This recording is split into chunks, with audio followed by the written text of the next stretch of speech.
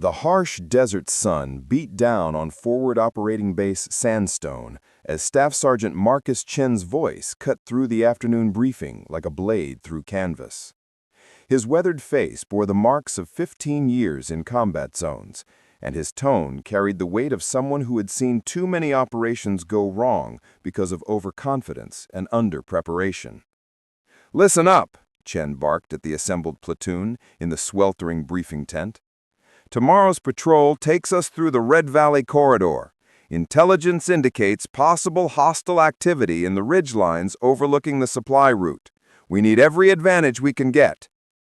Among the soldiers seated on folding chairs, 22-year-old Private Elena Volkov sat in her usual position at the back corner, her slight frame barely filling out her desert combat uniform. Her auburn hair was pulled back in the regulation bun that somehow made her appear even younger than her actual age. While other soldiers leaned forward with obvious engagement, Elena maintained the quiet stillness that had characterized her 6 months at the base. Most personnel assumed her silence reflected either shyness or incompetence, the kind of weakness that made seasoned veterans wonder how she had made it through basic training without washing out during the first week of physical challenges. "Chen?" interrupted Lieutenant Brandon Walsh from his position near the tactical display board. At 34, Walsh commanded Charlie Company's 2nd Platoon with the kind of aggressive confidence that came from 3 combat deployments and a Silver Star for valor under fire. His broad shoulders and commanding presence made him popular with soldiers who valued traditional military leadership. "Sir," Chen acknowledged with professional respect that barely concealed his frustration about being interrupted during operational briefings. "I want to modify the patrol route," Walsh announced, moving toward the map display with the purposeful stride of someone accustomed to having his tactical judgment accepted without question. "Instead of following the valley floor where we have limited visibility, we should take the high ground on the eastern ridge. Better sight lines, superior defensive position if we make contact." Chen studied the proposed route change with obvious professional concern, recognizing tactical problems that Walsh's aggressive approach was overlooking in favor of offensive positioning. "Sir, that route exposes us to potential ambush positions in the rock formations. Intelligence suggests hostile forces have been using those areas for observation posts." "Exactly my point, Sergeant," Walsh replied, with satisfaction about having his tactical reasoning validated rather than challenged. "We take the high ground, we deny them that advantage. Show strength instead of hiding in the valley like we're afraid of engagement." The philosophical difference between Walsh's aggressive tactics and Chen's careful approach had created tension throughout the deployment. Their contrasting leadership styles reflected broader debates about how modern military operations should balance offensive action with force protection in environments where threats could emerge from any direction. Corporal James Mitchell, 26, had been watching this exchange with the practiced neutrality of someone who had learned to avoid taking sides in leadership disputes that could affect their career trajectory. His technical expertise as a communications specialist made him valuable to both officers, creating diplomatic challenges when their tactical disagreements required choosing between competing directives. "Lieutenant Walsh," Mitchell interjected carefully, "the communications infrastructure in that area is limited. If we need to call for support, we might have dead zones that complicate coordination with base operations." Walsh dismissed the technical concern with a wave that suggested communications challenges were secondary to tactical advantages. "We'll establish relay points as needed. The operational benefits outweigh the technical complications." Elena had been studying the tactical map from her position in the back of the briefing tent, noting details about terrain features and potential threat positions that others seemed to be overlooking in their focus on the immediate tactical debate between Walsh and Chen. The ridge route passed within 800 meters of several elevated positions that would provide perfect sniper hides for hostile forces monitoring American patrol patterns. The rock formations created natural concealment that could hide entire fire teams while offering clear fields of fire across the exposed approaches that Walsh was proposing to use. Specialist Sarah Ramirez, 24, noticed Elena's focused attention on the map and leaned over with the kind of friendly concern that characterized her approach to junior soldiers who seemed overwhelmed by combat deployment realities. "You okay, Volkov?" Ramirez whispered, quietly enough to avoid drawing attention from the officers conducting their tactical discussion. "You look worried about something."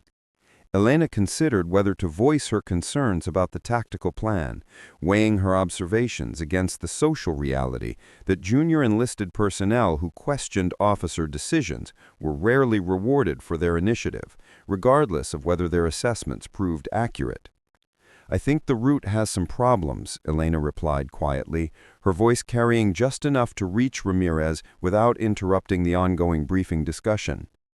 "What kind of problems?" Ramirez asked, her professional interest overriding casual conversation as she recognized that Elena's assessment might contain legitimate tactical concerns worth considering. Before Elena could elaborate on her observations, the briefing was interrupted by the arrival of Captain David Reeves, whose presence as company commander brought immediate attention from all personnel present. At 38, Reeves had established himself as a fair but demanding leader whose combat experience commanded respect from soldiers who valued competence over charisma. "Captain Walsh," Reeves said as he surveyed the assembled platoon with the evaluating gaze of someone trained to assess unit readiness through brief observations. "You're proposing route modifications for tomorrow's patrol." "Yes, sir," Walsh replied with confidence about his tactical reasoning. "Taking the high ground provides superior positioning and demonstrates strength rather than defensive caution." Reeves studied the map with obvious professional interest that suggested he recognized both the potential advantages and inherent risks in Walsh's aggressive approach. "The high ground has tactical benefits, but it also exposes us to observation and potential engagement from multiple directions. What's your assessment of the threat environment?" Walsh's response reflected his characteristic confidence about American military superiority over irregular forces operating in the region. "Sir, our equipment and training advantages outweigh the environmental factors. We can handle whatever threats emerge." Chen felt his concern deepening as he recognized that Walsh's confidence was based more on institutional assumptions than comprehensive threat analysis. The sergeant had seen too many operations go badly because leaders underestimated opponent capabilities or overestimated their own advantages in unfamiliar terrain. "Captain Reeves," Chen interjected, with careful respect for chain-of-command protocols, "the intelligence briefings indicate sophisticated sniper activity in that area.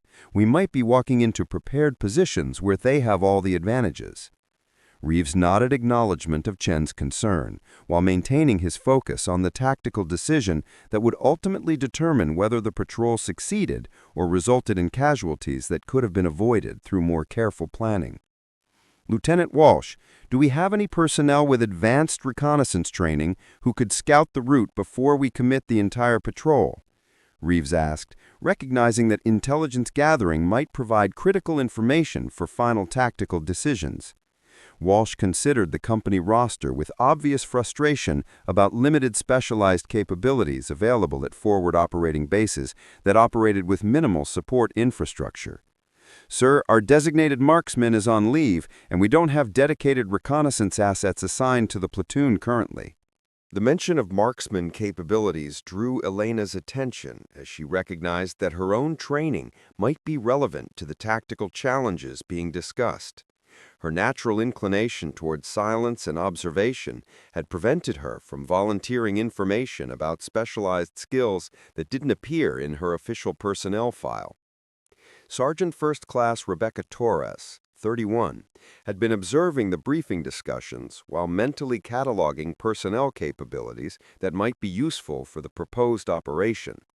Her role as platoon sergeant required comprehensive knowledge of soldier strengths and weaknesses beyond what appeared in formal training records. "Sir," Torres interjected carefully, "Private Volkov completed advanced marksmanship training before her assignment here.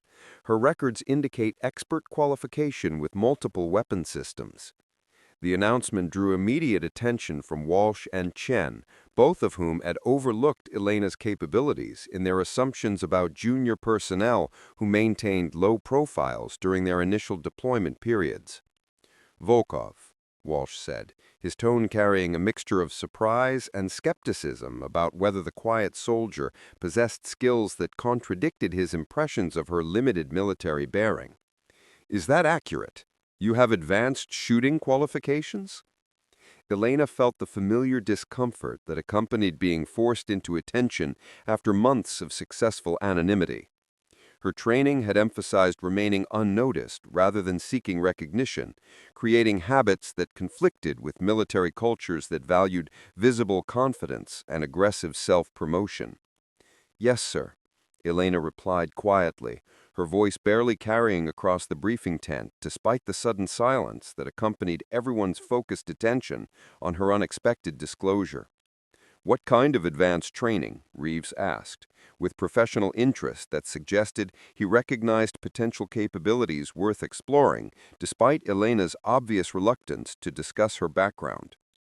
"Long-range precision shooting, sir," Elena said carefully, choosing words that understated capabilities she had been trained to keep private unless operational necessity required disclosure.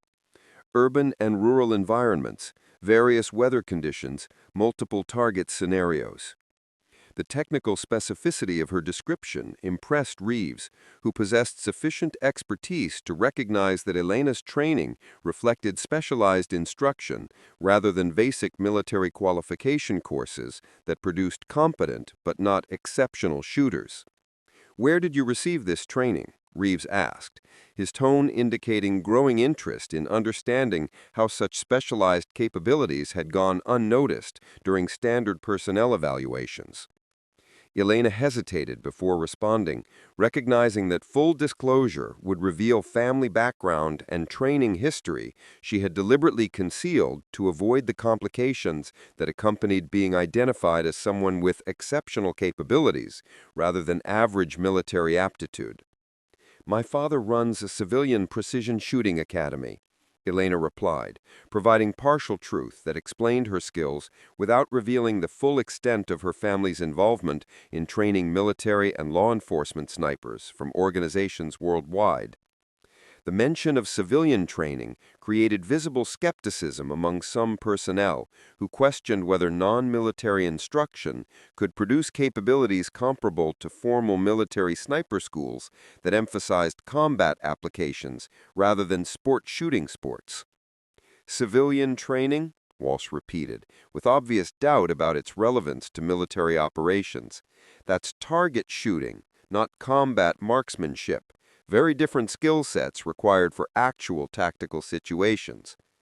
Chen recognized Walsh's dismissive assessment as potentially inaccurate, understanding that some civilian training programs exceeded military instruction in technical precision, even if they lacked combat context that separated sport shooting from tactical applications under hostile fire. "Lieutenant," Chen said carefully, "some civilian programs train law enforcement and military personnel. The skills transfer if the fundamentals are sound and the student has proper temperament for high-stress situations." Before Walsh could respond to what he perceived as Chen challenging his assessment, Captain Reeves made a decision that would test Elena's claimed capabilities while potentially providing valuable intelligence about the proposed patrol route. "Private Volkov," Reeves announced, with command authority that made his words carry institutional weight. "Tomorrow morning at 0600, you'll join me at the range facility for capability evaluation. If your skills match your reported qualifications, you'll accompany the patrol as designated marksman, providing overwatch and reconnaissance." The assignment created immediate pressure that transformed Elena's anonymous existence into public scrutiny that would either validate her capabilities or expose limitations that would undermine her credibility throughout the remaining deployment. "Yes, sir," Elena replied with the kind of quiet acceptance that characterized her response to every assignment since arriving at the Forward Operating Base 6 months earlier. As the briefing concluded and soldiers dispersed to prepare equipment for the next day's operations, Elena found herself approached by several personnel whose curiosity about her unexpected disclosure overcame normal social boundaries that preserved personal privacy. Specialist David Park, 23, had been one of the soldiers who assumed Elena's silence reflected incompetence rather than deliberate choice to remain unnoticed. His technical expertise as an intelligence analyst made him naturally curious about capabilities that might have been overlooked during routine personnel assessments. "Volkov," he said with obvious interest, "why didn't you mention the advanced training before? That seems like something worth putting in your personnel file for assignment considerations." Elena's response reflected her family's philosophy about exceptional capabilities and the responsibilities that accompanied possessing skills that could attract unwanted attention or create unrealistic expectations. "My father taught me that abilities matter less than character. Being a good soldier means doing your job well, not advertising what makes you different from everyone else." The mature perspective impressed Park, who recognized wisdom that went beyond typical junior enlisted thinking about career advancement and professional recognition within military hierarchies. Corporal Mitchell joined their conversation with questions about technical aspects of long-range shooting that revealed his own interest in marksmanship beyond his primary communication specialty. "What's the longest shot you successfully made?" he asked, with genuine curiosity rather than competitive challenge. Elena considered how to answer honestly without seeming boastful about capabilities that most soldiers would find difficult to believe without witnessing direct demonstration. 1,200 meters in training conditions, Elena said carefully. But that was with ideal weather, prepared position, and known target distance. Combat situations are much more complicated, with variables that challenge even experienced shooters. The careful qualification impressed both Park and Mitchell, who recognized that Elena understood the difference between controlled training and chaotic reality of tactical operations, where environmental factors and time pressure created challenges that exceeded technical shooting ability. Sergeant Chen had been listening to this conversation while conducting his own mental evaluation of Elena's reported capabilities and their potential application to tomorrow's patrol requirements. "Volkov," Chen said as he approached the group, his tone carrying professional interest rather than skeptical challenge. "If Captain Reeves confirms your abilities tomorrow, what kind of equipment do you prefer for long-range work?" Elena's response would demonstrate whether her training included comprehensive understanding of equipment selection and tactical employment, rather than just technical shooting skills that might not translate effectively to military operational requirements. "Bolt-action rifle with variable magnification optics," Elena replied without hesitation. "Consistency and reliability matter more than rate of fire for precision work. I'd want to verify zero and confirm ballistic data before any operational employment." The systematic approach to equipment preparation impressed Chen, who recognized professional habits that reflected serious training rather than casual hobby shooting that some soldiers pursued during recreational activities. As evening settled over Forward Operating Base Sandstone and soldiers dispersed to their quarters for rest before tomorrow's evaluation and patrol, Elena found herself lying on her bunk while mentally reviewing everything her father had taught her about the responsibilities that accompanied exceptional marksmanship abilities. Viktor Volkov had been one of Russia's most accomplished military snipers before emigrating to America and establishing a training academy that served law enforcement and military personnel from organizations worldwide. His instruction emphasized not just technical precision, but ethical decision-making and psychological preparation for the reality of employing lethal skills in defense of others. "Elena," her father had said during their final conversation before her deployment, "your abilities will eventually be discovered, regardless of how carefully you try to remain unnoticed. When that happens, remember that skill without character is dangerous, while character without skill is merely noble. You possess both, which creates obligations to use your gifts properly. The memory of her father's guidance provided comfort as Elena prepared for tomorrow's evaluation that would either validate her capabilities or expose limitations that would undermine everything she had been taught since childhood about precision shooting and tactical employment of long-range marksmanship. Through the thin walls of the barracks, Elena could hear other soldiers discussing tomorrow's patrol with a mixture of excitement and anxiety that characterized combat deployments, where every mission carried potential for violent contact with hostile forces. "Walsh is going to get someone hurt with that aggressive route," one voice said quietly, reflecting concerns that several personnel shared about the lieutenant's tactical approach. "Chen tried to warn him, but Walsh doesn't listen to anyone who suggests caution," another soldier replied, with frustration about leadership dynamics that sometimes prioritized confidence over comprehensive threat assessment. Elena recognized that tomorrow's patrol would test more than just her shooting abilities. If her evaluation impressed Captain Reeves, she would be responsible for providing overwatch and reconnaissance that could mean the difference between successful mission completion and casualties that resulted from walking into prepared ambush positions. The weight of that responsibility settled over her like a physical presence as she prepared for sleep that would be interrupted by dreams of her father's training range and endless repetitions of fundamental techniques that had been drilled into muscle memory through thousands of practice sessions. Tomorrow morning, at 0600 hours, Elena Volkov would step out of the shadows where she had hidden for 6 months and demonstrate whether her quiet demeanor concealed exceptional capabilities or merely reflected the limitations that many personnel had assumed characterized her military potential.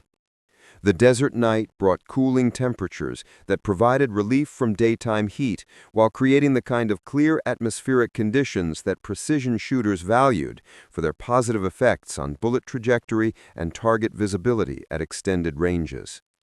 As Elena finally drifted toward sleep, her last conscious thought was of her father's fundamental teaching about the ethical obligations that accompanied possessing lethal skills. "You must be willing to take life to protect others, but you must never enjoy that power or forget that every trigger press changes you in ways that cannot be undone." Tomorrow would reveal whether Private Elena Volkov possessed not just the technical ability to make difficult shots, but the character necessary to employ those abilities properly in service of objectives larger than personal recognition or professional advancement. The evaluation at dawn would be the first test. The patrol through Red Valley would provide the ultimate proof of whether her training had prepared her for the reality of combat operations, where hesitation meant death, and overconfidence led to casualties that would haunt survivors for the rest of their lives. Forward Operating Base Sandstone slept fitfully through the desert night, unaware that tomorrow would reveal capabilities that had been hidden among them for 6 months, waiting for circumstances that required disclosure, despite every instinct toward anonymity and protection of abilities that attracted attention Elena had been trained to avoid.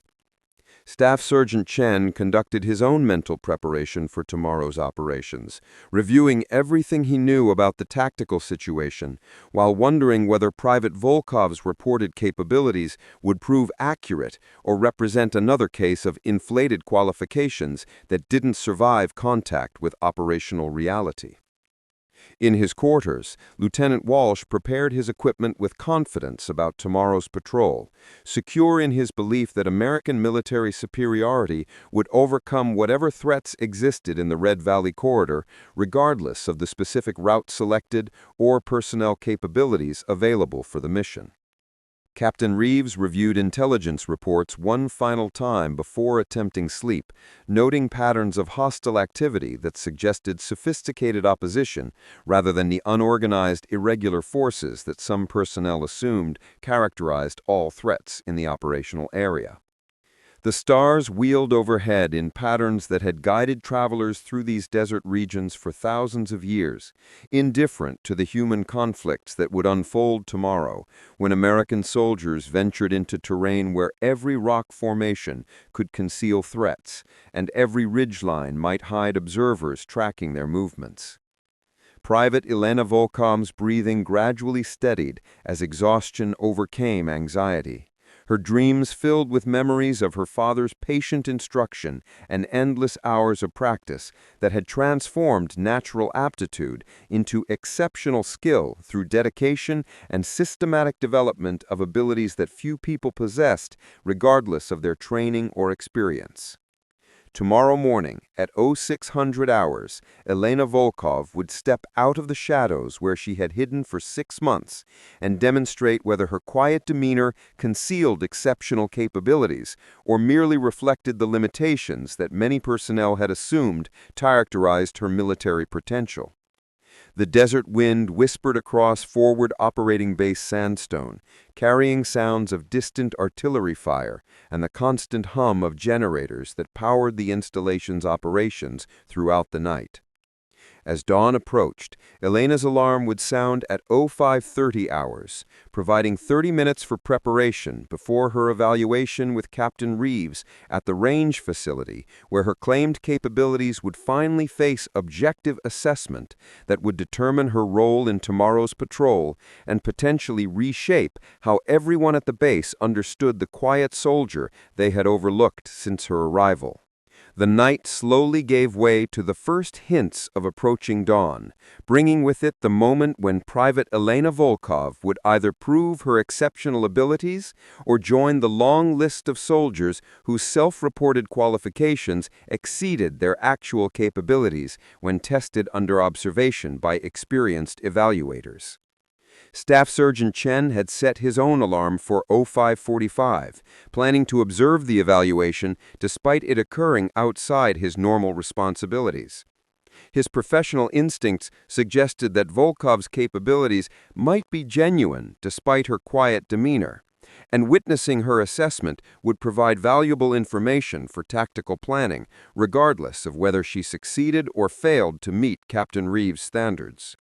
The stars faded as the eastern horizon began showing the first pale light of approaching sunrise, signaling the end of night and the beginning of a day that would transform Elena Volkov from anonymous private into someone whose exceptional abilities would force everyone to reconsider their assumptions about talent, capability, and the unexpected sources from which military excellence could emerge when circumstances demanded disclosure of skills that had been deliberately hidden.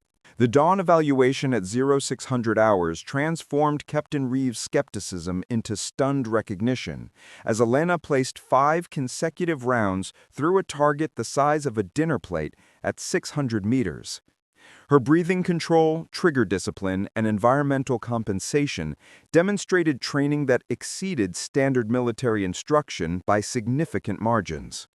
"Where exactly did you learn this?" Reeves asked, as he studied the tight shot grouping through his binoculars. "My father, sir, Viktor Volkov. He trained Eastern European military snipers before coming to America," Elena replied quietly, finally revealing the full truth about her background. Staff Sergeant Chen, who had arrived to observe, exchanged a meaningful glance with Reeves. The name Viktor Volkov was legendary among precision shooting communities, though few realized he had a daughter serving in the American military. "You're cleared as designated marksman for today's patrol," Reeves announced.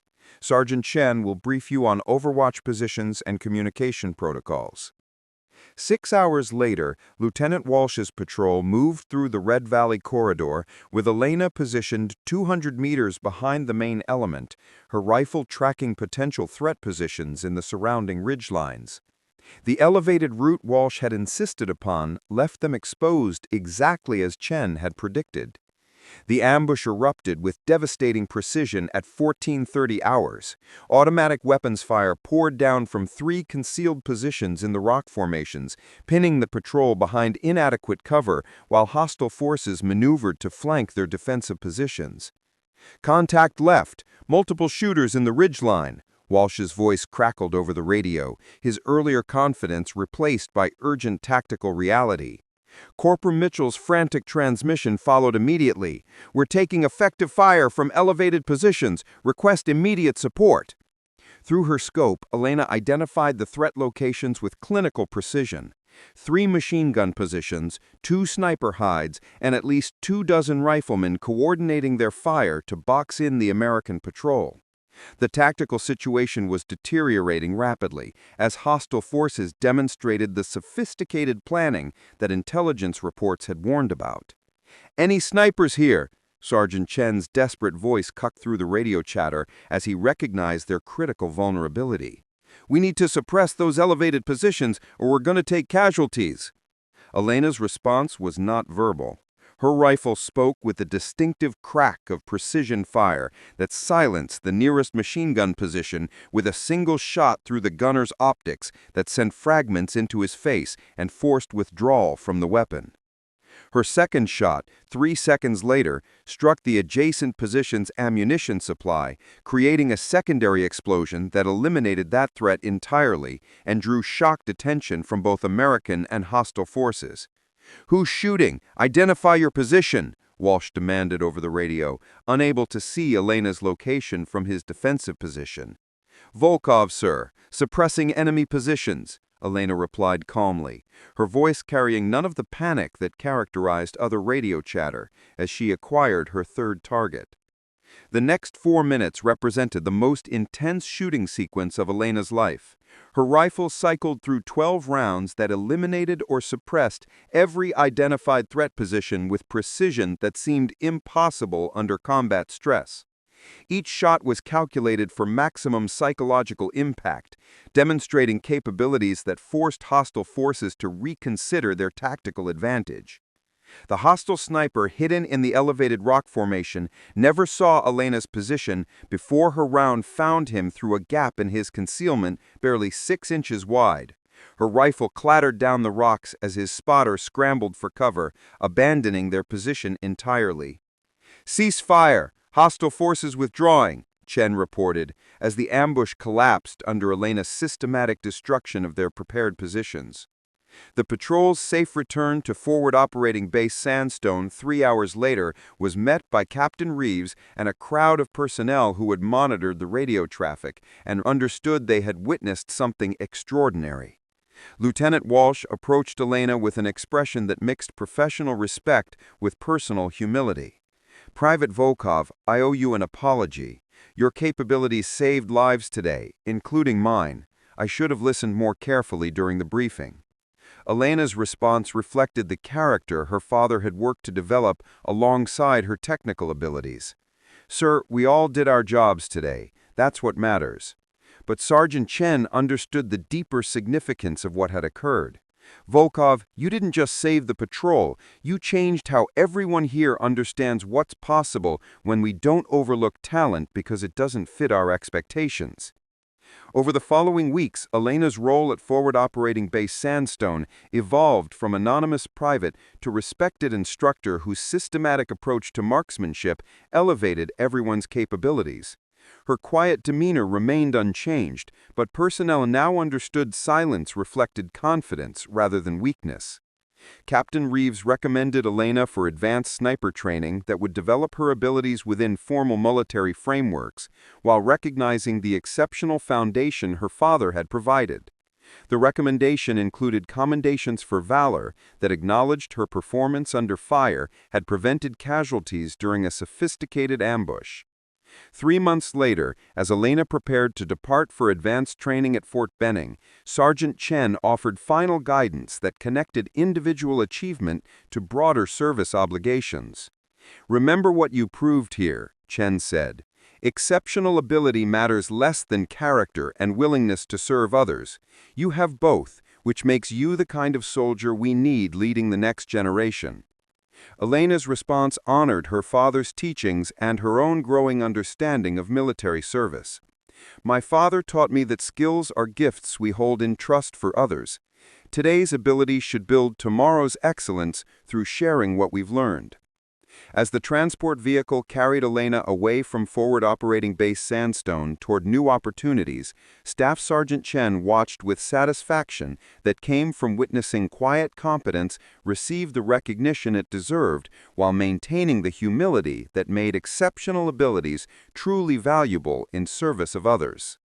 The desert sun set over the base where a quiet girl had proven that the loudest voices don't always carry the most important messages, and that true excellence often waits patiently in shadows until circumstances demand its revelation for purposes larger than personal recognition or institutional advancement. Private Elena Volkov had transformed from overlooked soldier into recognized expert without losing the character that made her abilities genuinely valuable rather than merely impressive, demonstrating that military excellence emerges from unexpected sources when organizations maintain openness to talent, regardless of how it presents itself to traditional evaluation methods. Up next, 2 more incredible stories are waiting for you right on your screen. If you enjoyed this one, you will not want to miss them. Just click to watch. And do not forget to subscribe. It would mean a lot.